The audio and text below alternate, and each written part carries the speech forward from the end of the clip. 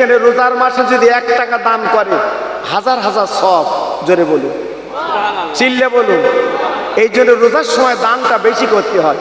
কিন্তু আমরা কি করি বাবা, ইফতারলে চাচা বয়েছে, আপনাদের কান না, আল্লাহ আপনাদের সুচ্ছল দিয়েছে, অনেক জায়গায় সব বাসনে করে ইফতার দেয়। জি আল্লাহু আকবার। 2-1 আমার দুটো করলে ওরে একটা কলজে ভরে না। জি আবার যদি কেউ বলে আল্লাহু আকবার, জি হ্যাঁ তুমি দুটো লেচ্ছ কেন, ও তখন কি বলে, কেউ আসলি দোবানি আমার কাছে থাক, তার ওর কলজে ভরতেন না, এটাও খাবো। জি তাই আজকে আমি আপনাদের বলছি বাবা, রোজার সময় দান করাটা আলাদা। আজকে লক্ষ্য করুন, এই যে আমরা ইফতার নিয়ে সামনে বসি বাবা, আল্লাহর দিকে তাকিয়ে বলেন, বুকে হাতে বিচার করে বলেন, 1 মিনিট বাকি, আপনি কি গালে তুলতে পারবেন? আরে কথা বলেন না কেন, চিল্লে বলেন। 1 মিনিট বাকি, আপনি গালে তুলতে পারবেন? ভয়টা কার? আল্লাহ। আরে চিল্লে বলেন না, আল্লাহ। ভয়টা কার? আল্লাহ। আচ্ছা 1 মিনিট আগে যদি আপনি ইফতার নেন, আপনার গ্রামের মেম্বার মারবে? হ্যাঁ, আমার বাপ ভালো বুঝতে পেরেছে, রোজা হবে না। এ ভয়টা কার? আল্লাহ। এ ভয়টা কার? আল্লাহ। আচ্ছা রোজার মাসে যখন ভয় করলে, এই ভয়টা সবসময় করেন না কেন? জি চুরি করা দোষ, আল ঠেলা দোষ, মদ খাওয়া দোষ, এসবগুলো হয় না কেন? এসবগুলো হয় না কেন? রোজার মাসে যখন ত্যাগ স্বীকার করলেন, 1 মিনিট আগে যখন আমি ইফতার নেই, আমার ইফতার বাতিল, রোজা বাতিল। ভাইরা বাবা জিরা, আমার ইফতার নিয়ে সামনে একবার ঘড়ির দিকে তাকাই, একবার আসমানের দিকে তাকাই, তাই তো সূর্য আজকে ডুবেছে চিন্তা করি, গালি তুলতে পারি না। সেই 4টে মুখ বন্ধ করেছেন, 6টায় আপনার 2 ইফতার, গালি তুলতে পারেন না। না না না, আল্লাহ পাক দেখলে ফেরেশতারা তাকিয়ে দেখো, তোমরা মানা করেছিলে বান্দাকে তৈরি করে না প্রমাণ করবে, একবার তাকে দেখো, বান্দার মুখটা শুকিয়ে গেছে, বান্দার মুখটা শুকনো হয়ে গেছে, তবু গালি তুলতে পারে না। আরে ফেরেশতারা রে, যে বান্দা আমার ইফতার আজকের বলে 1 লোকমা তুলতে পারে না, আমার দিকে তাকায়, আমি আল্লাহ রাব্বুল আলামিনের বান্দা জীবনের গুনাহগুলো মাফ করে দিলাম। নারে তাকবীর, নারে তাকবীর। দেখেন আমরা ইফতার তখন লেইনি, নাড়াচাড়া করছি, আমাদের গুনাহগুলো মাফ হয়ে যাচ্ছে। এটা জোরে বলুন, আর একটু চিল্লে বলুন। কত রহমতের আল্লাহ। এই যেই আপনার 6টা 2 হয়েছে, ওদিকে ইমাম সাহেব মাকে হেঁকে দিয়েছে, ইফতার লাও, ইফতার লাও বলার সঙ্গে সঙ্গে আমি আপনি গাল শুরু করেছি। জি তোলা শুরু করেছি, অল্প কিছু হয়েছে, হঠাৎ আবার মুয়াজ্জিন আজান দিচ্ছে, বেশি খেয়েও না, মাগরিবের নামাজটা পড়ে নাও। আচ্ছা বলুন তখন রাগটা কেমন হয়? সারাদিন খাইনি, একটু খাবো জান ভরে, মুড়ি ছোলা পেঁয়াজি চপ। জি মুয়াজ্জিনের কাজ নি খেয়ে বলতে আর খাস নে চলি, আর কি করবে বাবা, তাড়াতাড়ি করে গুটিয়ে খাওয়া হলো না, মাগরিবের নামাজটা পড়ে নিলেন। নামাজ পড়ে বাড়ি গেলে এই ধান কাটা, জি কত কষ্ট, পাট নিড়ানো কত কষ্ট বাবা, কত কষ্ট। আবার মুয়াজ্জিন মাইকে হাঁকতেছে, আর শুশনে শিগগিরায় নবীর জন্য তো তারাবি পড়তে হবে। জোরে বলুন, চিল্লে বলুন। করেকা 20 রেখা, এই করেকা 20 রেখা, এশার হচ্ছে 17, মোট কত? 37। আহা আব্বাজান ভাইজান, 37 রেখাত নামাজ, 20 রেখাত তারাবি নামাজ ইমামের সঙ্গে আমি আপনি পড়ি। সূরা তারাবি হলে অল্প সময়, কিন্তু খতম হলে বাবা বেশি সময়। ও ভাইরা রে, মসজিদে এসি নেই, গরম কেমন পড়েছে আপনারা জানেন জানেন জানেন। আমার নবীর জন্য তারাবি, আল্লাহ বড় খুশি হয়। আল্লাহ বলি বান্দারে, আমার নবীর ভালোবাসার জন্য, আমার নবীর প্রেমের জন্য তুই যে 20 রেখা তারাবি পড়েছিস, আমি আল্লাহ রাব্বুল আলামিন এই নামাজের দুর্নাম আমি আল্লাহ কিয়ামতের ময়দানে এই জাহান্নামের আগুনটা আমি হারাম করে দিলাম। নারে তাকবীর, নারে তাকবীর। জাহান্নামের আগুনটা হারাম হয়ে গেল। দেখুন তারাবিতে জাহান্নামের আগুন আমাদের হারাম। তারপর কি হলো বাবা? আল্লাহু আকবার। এইবারে আপনি নামাজ পড়ে বাড়ি গেলেন, আবার একটা পার্টি বেরিয়েছে, তার নাম সেইরি পার্টি। কি পার্টি বাবা? সেইরি পার্টি। আর নইলে মসজিদের মাইকে মুয়াজ্জিন কি ইমাম হাঁকছে, এই জলদি ওঠো, তোমার খেতে হবে, কালকে রোজা রাখতে হবে। এবার আমি আপনি কি করব? আহা, বিবি ডেকে দিল, উঠে বসেছি বটে, আল্লাহু আকবার। অনেক আছে গরিব মানুষ, মাঠে খাটা মানুষ, দিনমজুরি মানুষ, গালে দিতে পারছে না। সামনে ভাত খুলে দিয়েছে, কোনো হাত গালে যাচ্ছে, কোনো গা পাশে যাচ্ছে, কোনো গাল হাত গালে যাচ্ছে, কোনো গাল পাশে যাচ্ছে। বউ ডেকে বলছে, ভালো করে খাও, কাল রোজা থাকবে না, খাও, কিন্তু ঘুমের ঘোর। ও ভাইরা রে, আমার আল্লাহ ডেকে বলে, বান্দা এই ঘুমের ঘরে তুই গালে তুলতে পারিস না, আমার রোজা রাখবি বলে কত কষ্ট পায়। ও বান্দা এক বিন্দু চিন্তা করবি না, কিয়ামতের মুসিবতের ময়দানে এদিন মাথার উপর সূর্য এসে দাঁড়াবে, জমিন পুরি তাম হবে। ওই দিন আমার আল্লাহ রোজাদারদের ডাকবে, ও রোজাদারেরা আয় আমার সামনে চলে আয়, কিয়ামতের মুসিবতের দিন রোজাদার বান্দাগুলো আল্লাহর সামনে যাবে। ওই ভিতরে রোজাদার যা রোজা রাখেনি ওরাও কিন্তু যাবে। আল্লাহর ফেরেশতারা ডেকে বলবে, আল্লাহ গো তোমার বান্দা তো হাজির হয়েছে, এখন কি করব? আল্লাহ পাক বলে, ফেরেশতারা দেরি করবে না, ওই রোজাদার আর ভোজাদার গুলো আলাদা লাইন করে দাও।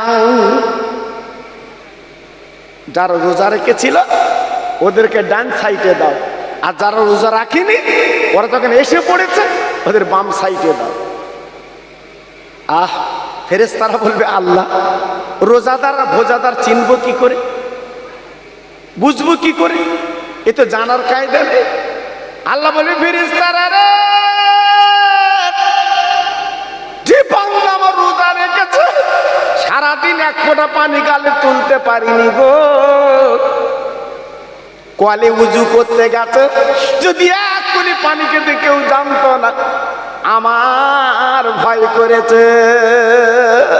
ও ফেরেশতারা, যাদের গালের কাছে তোর নাকটা দিয়ে দেখো, ও রোজাদার বান্দাদের গাল থেকে একটাই সুবাদ গন্ধ বার হবে, মেশকে আম্বা। নারে তাকবীর, নারে তাকবীর। যারা রোজা রেখেছে তাদের গাল থেকে কি গন্ধ বার হবে বাবা? আরে কথা বলে না কেন? মেশকে আম্বার।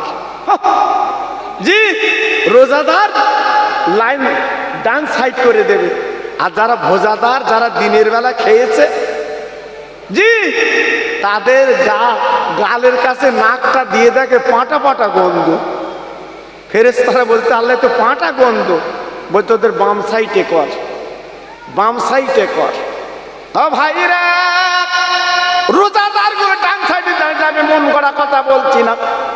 আল্লাহ পাক মতির প্লেটে জান্নাতের নাস্তা সাজাবে, তবে পেঁয়াজি না, মুড়ি না, ছোলা না, ছোলা না, পেঁয়াজি না, মুড়ি না, ছোলা না, ছোলা না। আল্লাহ জান্নাতের নাজ নিয়ামত সাজিয়েছে মতির প্লেটে, জান্নাতের প্লেটে। ফেরেশতারা বেটে দিচ্ছে, ফেরেশতারা বেটে দিচ্ছে, ডেকে ডেকে ডেকে ডেকে বলছে, ও বান্দা তোরা খাও, ও বান্দা তোরা খাও, দিনে রোজা রেখেছিলে, কষ্ট করেছিলে, ঘুমের ঘরে খেতে পারোনি, এই লাও খাও খাও। বাবা বান্দা তখন দাঁড়িয়ে যাবে, আল্লাহ আমরা খাবো না, আল্লাহ আমরা খাবো না। কেন খাবে না? এত সুন্দর নাজ নিয়ামত কেন খাবে না? বান্দা বলবে, আল্লাহ রে তুমি না বলেছিলে দুনিয়ার জমিতে রোজা রাখবে, কিয়ামতের ময়দানে আমি আল্লাহ তাদের দিদার দেব। আল্লাহ তোমাকে একটু দেখবো, আল্লাহ তোমাকে একটু দেখবো, আল্লাহ তুমি একটু দেখা দাও, দেখা দাও। আল্লাহ পাক তখন কি করবে? সব পর্দা ছিন্ন করে ওই বান্দার সামনে দাঁড়িয়ে যায়। এক নজরে বান্দার দিকে যখন তাকিয়েছে, আর নজর পলক ফেরাতে পারে না, এক দৃষ্টিতে বান্দা তাকিয়ে আছে। সুবহানাল্লাহ, সুবহানাল্লাহ। আল্লাহর দিকে কিতাবে লেখা আছে লাখ লাখ বছর কেটে যাবে, আল্লাহর দিকে তৃপ্তি মিটবে না। জোরে বলুন, আর একটু চিল্লে বলুন, আর একটু জোরে বলতে হবে। তো আজকের আমি আপনাদের কাছে বলছি, সেই রোজা আমরা পার করে এসেছি বাবা। জি, আমি হাত জোড় করে বলছি, ইফতার যেমন আমরা ভয় করেছি, 1 মিনিট বাকি গালে তুলতে পারিনি। আমার সোনা, আমার ভাই, আমার যুবক, সেই আইনটা মেনে আবার 11 মাস চলবেন বাবা। কারু ক্ষতি করবেন না, কারু ক্ষতি করবেন না, কাউকে বেশি কম বলে তুই তুকারি করে নিজের জীবনটা শেষ করবেন না। খবরদার, কারো যেন ফাঁকি দেবেন না। জি, আল যেন ঠেলবেন না, মিথ্যে যেন বলবেন না, মা বাপের সেবা করবেন। আমি অনয় বিনয় করে বলে দিয়ে যাচ্ছি বাবা, কেন বহুদিন পর আপনাদের সঙ্গে আমার দেখা। জি, আমি আপনাদের পুরাতন মানুষ বাবা, অনেক বয়স্ক মানুষ আছে, আমাকে চিনতে পারছেন। আল্লাহু আকবার। তা আজকের আমি আপনাদের কাছে বলছি, একটু ফিরিয়ে আসেন, একটু ফিরিয়ে আসেন, আল্লাহ রশিকে আঁকড়ে ধরেন। আমার খুব ভালো লাগলো, আমার কয়েকজন ভাই আমার বাড়ি গেছিল এ রোজা অবস্থায়, আমি ওদের মেহমানদারি করতে পারিনি। আমি বলেছিলাম আপনারা থাকেন, আমি একটু মেহমানদারি করব। আল্লাহু আকবার, খুব ভালো লেগেছিল। যেহেতু মনের মানুষ আমার অজ ভাই আর অন্য ভাইরা আমার বাড়ি গেছিল। জি, কারণ আমি তো ফোনে দাওয়াত লেই নে বাবা, ফোনের সব উল্টো পাল্টা। হ্যাঁ, আম গাছে শুনছে কাঁঠাল গাছ।